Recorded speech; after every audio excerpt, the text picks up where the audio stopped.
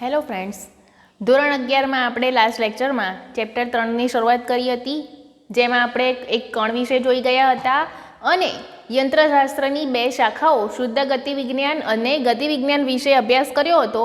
હવે આપણે આ કણને ધ્યાનમાં લઈને જુદા જુદા ટોપિક્સ ભણવાના છે. તો આજનો આપણો ટોપિક છે સ્થાન, સ્થાનાંતર અને પથ લંબાઈ. તો આપણે વિચારેલો જે કણ છે એ અત્યારે ગતિમાન અવસ્થામાં લેવાનું છે અને તેના ઉપરથી તેનું સ્થાન, સ્થાનાંતર અને પથ લંબાઈ આપણે શોધવાની છે. તો સૌથી પહેલાં તો કોઈ પણ પદાર્થનું સ્થાન કઈ રીતે નક્કી કરવામાં આવે છે? તો તમે જે યામ પદ્ધતિ લીધી છે તેની અંદર ધારો કે દ્વિપરિમાણ છે કે ત્રિપરિમાણ, તેમાં ઉગમ બિંદુની સાપેક્ષે કોઈ એક બિંદુ વિચારવામાં આવે છે અને યામ પદ્ધતિને અનુલક્ષીને તે બિંદુના યામ ઉપરથી તે કણ એટલે કે જે તમે ચર્ચા માટે પદાર્થ લીધો છે તેનું સ્થાન નક્કી કરવામાં આવે છે. તો સૌથી પહેલાં આપણે જોઈએ કે તમે વિચારેલો જે કણ છે તેનું સ્થાન કઈ રીતે નક્કી કરી શકો છો. તો સૌથી પહેલાં તો કોઈ પણ ઘટનાનું વર્ણન કરવા માટે શું કરવામાં આવે છે? ગતિ કરતો જે કણ છે અથવા પદાર્થ છે તેનું જુદા જુદા ક્ષણે સ્થાન જાણીએ તો જ આપણે તેના ગતિનું વર્ણન અથવા તો તેની ઘટનાની ચર્ચા કરી શકીએ છીએ. તો કોઈ પણ ઘટનાના વર્ણન માટે ગતિ કરતો જે પદાર્થ અથવા તો કણ છે તેનું દરેક ક્ષણે સ્થાન જાણવું જરૂરી છે. સ્થાન નક્કી કરવા માટે શું જરૂરી છે? એક ફ્રેમ વિચારવામાં આવે છે, જેને શું કહેવામાં આવે છે? નિર્દેશ ફ્રેમ અથવા તો રેફરન્સ ફ્રેમ કહેવામાં આવે છે. આ નિર્દેશ ફ્રેમ શેમાં વિચારવામાં આવે છે? તો જનરલી ત્રિપરિમાણીય યામ પદ્ધતિ, જેમાં એક્સ યામ, વાય યામ અને ઝેડ યામ હોય એવી ત્રિપરિમાણીય યામ પદ્ધતિ વિચારવામાં આવે છે, જેમાં 3 યામ છે એક્સ, વાય અને ઝેડ એવી યામ પદ્ધતિ લેવામાં આવે છે.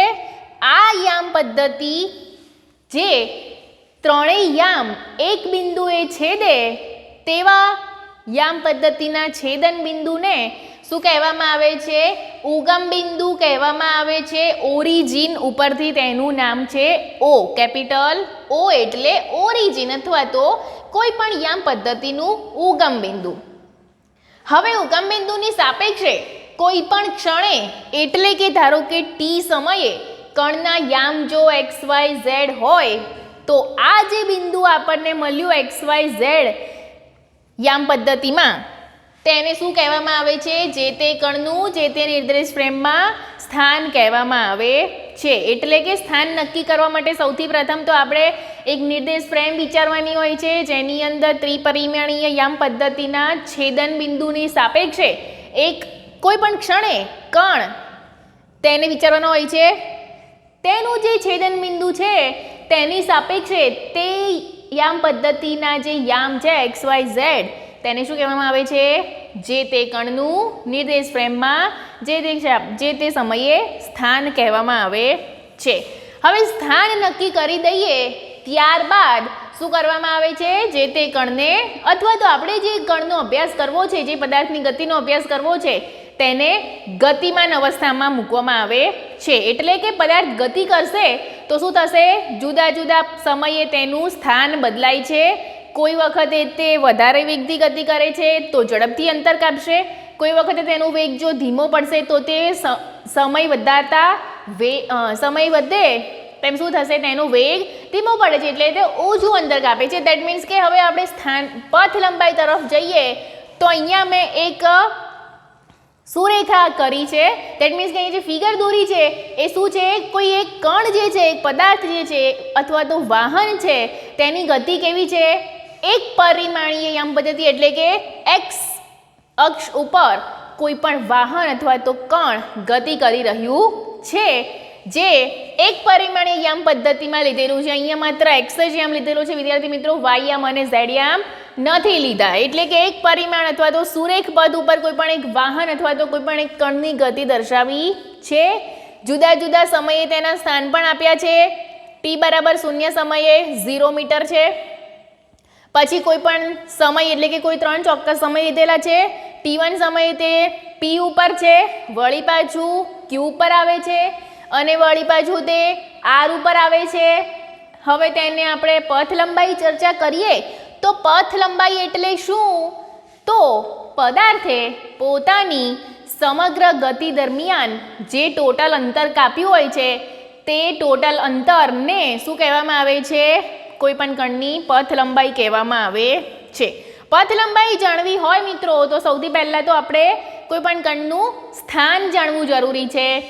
એટલે અહીંયા ઓની સાપેક્ષે પીના યામ કેટલા છે?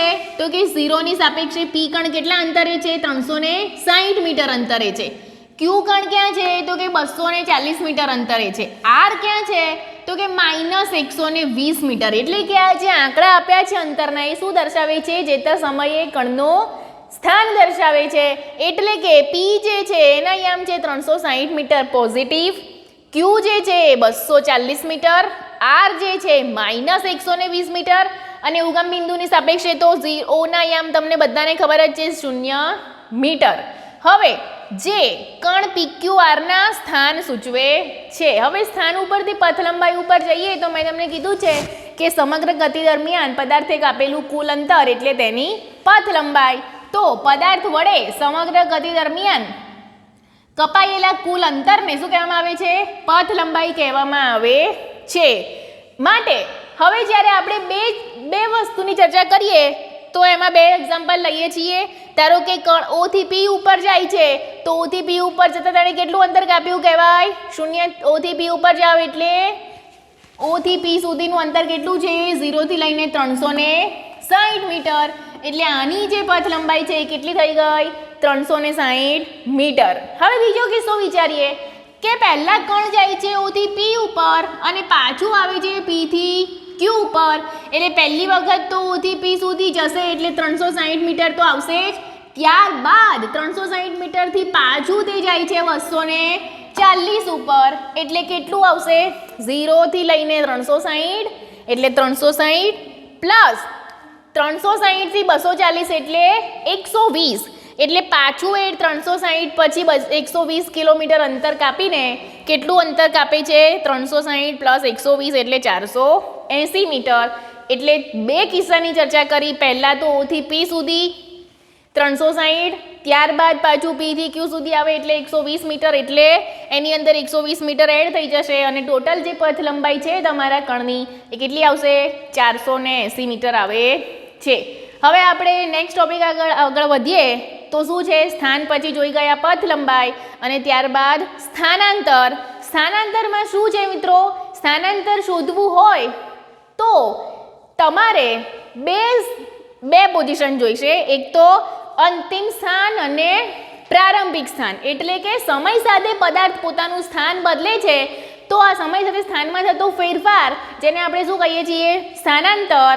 જેને કોની વડે દર્શાવવામાં આવે છે? ડેલ્ટા એક્સ વડે. આ ડેલ્ટા એક્સ કઈ રીતે ફાઇન્ડ કરીએ છીએ તે હવે આપણે જોઈ લઈએ. તો સ્થાનાંતરની સામાન્ય ડેફિનેશન શું છે?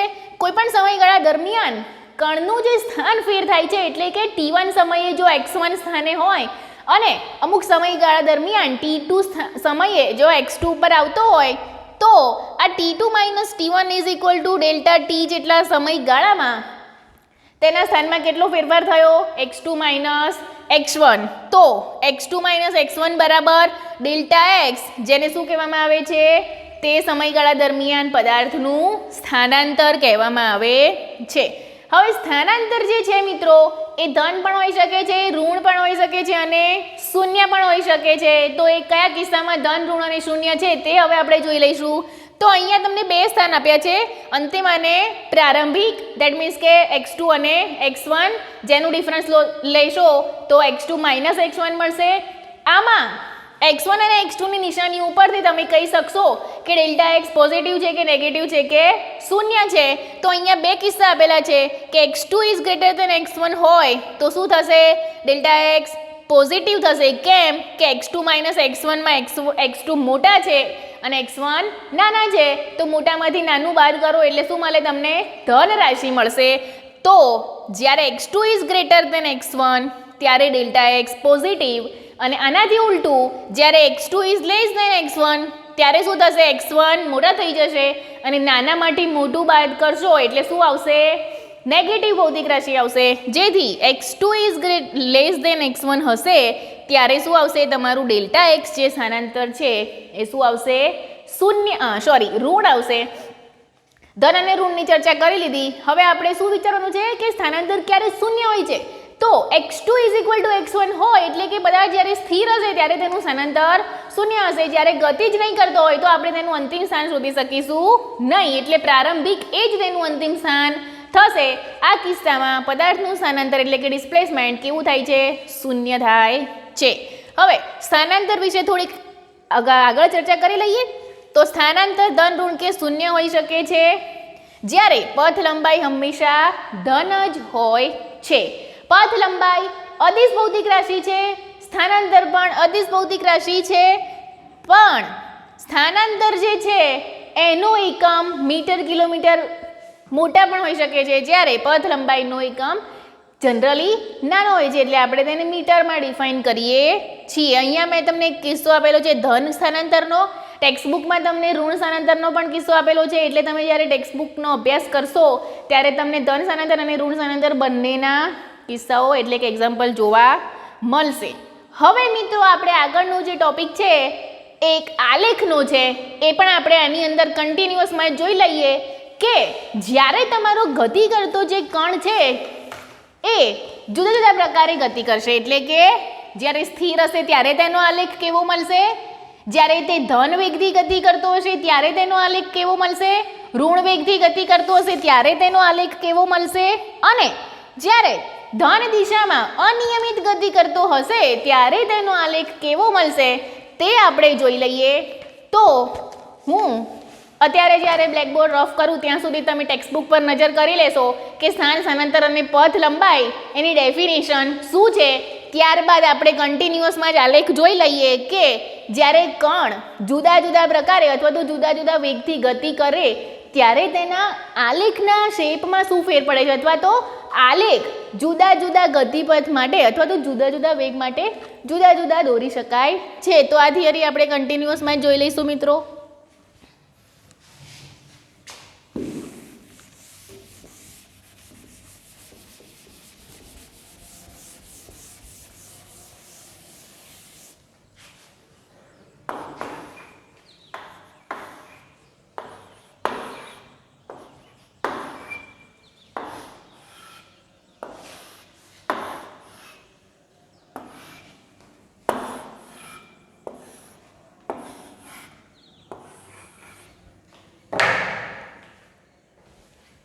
તો હવે આપણે જોઈ લઈશું આલેખો, જેનો ક્વેશ્ચન તમને આ રીતે પૂછાઈ શકે છે કે સુરેખ પથ પર ગતિ કરતા કણ માટે 1 નંબર જ્યારે સ્થિર હોય ત્યારે અંતરવિરુદ્ધ સમયનો આલેખ દોરો. 2 નંબર અચળ વેગથી ધન દિશામાં ગતિ કરતો હોય ત્યારે અંતરવિરુદ્ધ સમયનો આલેખ દોરો. બીજો ઋણ વેગથી ગતિ કરતો હોય ત્યારે અંતરવિરુદ્ધ સમયનો આલેખ દોરો. અને 4th નંબર જ્યારે ધન દિશામાં અનિયમિત ગતિ કરતો હોય ત્યારે અંતરવિરુદ્ધ સમયના આલેખ દોરી અને તેનું અર્થઘટન સમજાવો.